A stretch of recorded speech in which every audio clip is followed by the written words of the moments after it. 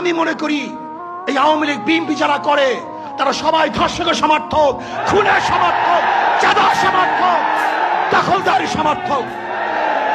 কোন ভদ্র মানুষ যাদের মধ্যে ভদ্রতা আছে, আদর্শবান, যারা আদর্শ লালন করে, যারা জাতিকে মুক্তি দিতে চায়, এই বাংলাদেশকে গোটা দুনিয়ার সামনে উঁচু করতে চায়, তারা কোনো অবস্থাতে আওয়ামী লীগ বিএনপি করতে পারে না।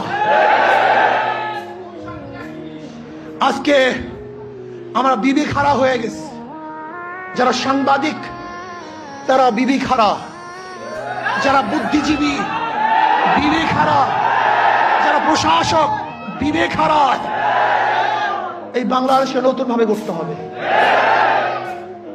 মানুষকে আদর্শবান করতে হবে। আমাদের উপায় নেই, পচে গেছি আমরা দুর্গন্ধযুক্ত, আমরা নষ্ট।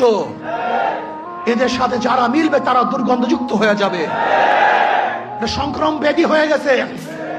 এই দলগুলির মধ্যে যারা থাকে, যারা আসছে, একজন ভালো আদর্শ নিয়ে বের হতে পারে নেই।